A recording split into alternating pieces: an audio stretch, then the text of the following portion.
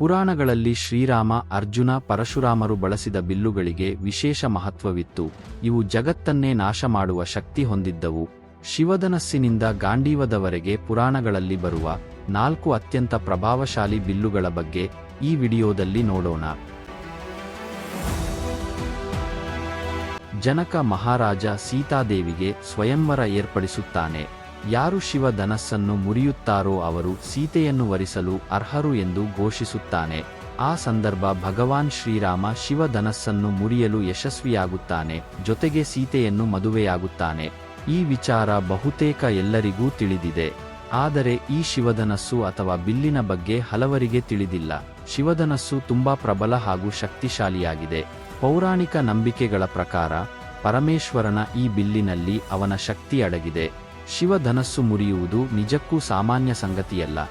ಅಸಾಮಾನ್ಯರಿಗಷ್ಟೇ ಸಾಧ್ಯವಾಗುವ ಈ ಕೆಲಸದಿಂದಾಗಿ ಜನಕ ಮಹಾರಾಜನು ಸೀತೆಯನ್ನು ಶ್ರೀರಾಮನಿಗೆ ಮದುವೆ ಮಾಡಿಕೊಡುತ್ತಾನೆ.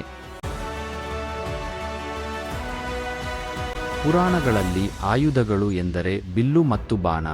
ಸಾಮಾನ್ಯವಾಗಿ ದೇವರುಗಳು ಹಾಗೂ ದೇವತೆಗಳ ಕೈಯಲ್ಲಿ ಇವನ್ನು ಕಾಣಬಹುದು. ಶ್ರೀರಾಮನಿಂದ ಹಿಡಿದು ಪರಶುರಾಮನವರೆಗೆ ಎಲ್ಲರೂ ಆಯುಧವಾಗಿ ಧನುಸ್ಸನ್ನು ಹೊಂದಿದ್ದರು. ಇವರೆಲ್ಲರೂ ಬಳಸಿದ ಈ ಆಯುಧಕ್ಕೆ ವಿಶೇಷ ಮಹತ್ವವಿದೆ, ಜೊತೆಗೆ ಅವುಗಳಿಗೆ ವಿಶಿಷ್ಟ ಶಕ್ತಿಯೂ ಇತ್ತು. ಪುರಾಣಗಳ ಪ್ರಕಾರ ಈ ವಿಶೇಷ ಆಯುಧಗಳನ್ನು ದೈವಿಕ ವಾಸ್ತುಶಿಲ್ಪಿ ವಿಶ್ವಕರ್ಮ ವಿನ್ಯಾಸಗೊಳಿಸಿದ್ದಾರೆ ಎನ್ನಲಾಗುತ್ತದೆ. ಈ ಆಯುಧಗಳನ್ನು ಶಕ್ತಿ, ಶೌರ್ಯ ಮತ್ತು ದೈವತ್ವದ ಸಂಕೇತವೆಂದು ಪರಿಗಣಿಸಲಾಗುತ್ತದೆ. ಪುರಾಣಗಳಲ್ಲಿ ಬರುವ 4 ಶಕ್ತಿಶಾಲಿ ಬಿಲ್ಲುಗಳು ಯಾವುವು ಅಂತ ನೋಡೋಣ. ಮೊದಲನೆಯದಾಗಿ ಗಾಂಡೀವ. ಹಿಂದೂ ಪುರಾಣಗಳಲ್ಲಿ ಗಾಂಡೀವ ಅತ್ಯಂತ ಪ್ರಸಿದ್ಧವಾದ ಶಕ್ತಿಶಾಲಿ ಬಿಲ್ಲುಗಳಲ್ಲಿ ಒಂದಾಗಿದೆ. ಗಾಂಡೀವವು ಮಹಾಭಾರತ ಮಹಾಕಾವ್ಯದಲ್ಲಿ ಕೃಷ್ಣ ಮತ್ತು ಅರ್ಜುನನ ನಡುವಿನ ಸಂಪರ್ಕದ ಸಂಕೇತವಾಗಿದೆ. ಇದು ಅರ್ಜುನನಿಗೆ ಕುರುಕ್ಷೇತ್ರ ಯುದ್ಧ ಗೆಲ್ಲಲು ಸಹಾಯ ಮಾಡಿತು. ಈ ಧನುಸ್ಸನ್ನು ವಿಶ್ವಕರ್ಮರು ವಿನ್ಯಾಸಗೊಳಿಸಿದ್ದಾರೆ. ಇದರಿಂದ ಝಳಪಿಸುವ ಬಾಣಗಳನ್ನು ಬಿಡಬಹುದಿತ್ತು. ಅಸಾಧ್ಯವಾದ ಒಟ್ಟು 108 ತಂತಿಗಳನ್ನು ಹೊಂದಿದ್ದ ಈ ಬಿಲ್ಲನ್ನು ಮುರಿಯಲು ಸಾಧ್ಯವಿರಲಿಲ್ಲ. ಗಾಂಡೀವವನ್ನು ಅರ್ಜುನನು ಬಹಳ ಕೌಶಲದಿಂದ ಬಳಸಿದ್ದನು. ಕುರುಕ್ಷೇತ್ರ ಯುದ್ಧದಲ್ಲಿ ಇದು ಮಹತ್ತರವಾದ ಪಾತ್ರವನ್ನು ವಹಿಸಿದೆ ಎಂದು ಪುರಾಣಗಳು ಹೇಳುತ್ತವೆ. ಸಾರಂಗ ಹಿಂದೂ ಪುರಾಣಗಳಲ್ಲಿ ಉಲ್ಲೇಖಿಸಲಾದ ಮತ್ತೊಂದು ಶಕ್ತಿಶಾಲಿ ಬಿಲ್ಲು. ರಾಮಾಯಣದಲ್ಲಿ ರಾಮನು ಈ ಬಿಲ್ಲನ್ನು ಬಳಸಿದ್ದಾನೆ. ಇದು ಅಪಾರ ಶಕ್ತಿ ಹೊಂದಿತ್ತು ಎಂದು ಹೇಳಲಾಗುತ್ತದೆ. ಸೀತಾದೇವಿಯನ್ನು ರಕ್ಷಿಸುವ ಹೋರಾಟದಲ್ಲಿ ರಾಕ್ಷಸರನ್ನು ಕೊಲ್ಲುವಲ್ಲಿ ಸಾರಂಗ ಬಿಲ್ಲು ಪ್ರಮುಖ ಪಾತ್ರ ವಹಿಸಿತ್ತು.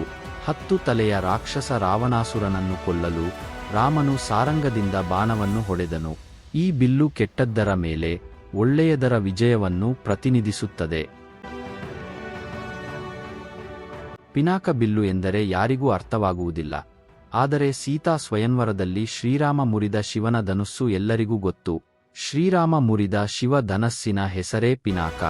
ಈ ಬಿಲ್ಲು ಮುರ ಎಂಬ ರಾಕ್ಷಸನ ಕೊಂಬಿನಿಂದ ರೂಪುಗೊಂಡಿತು.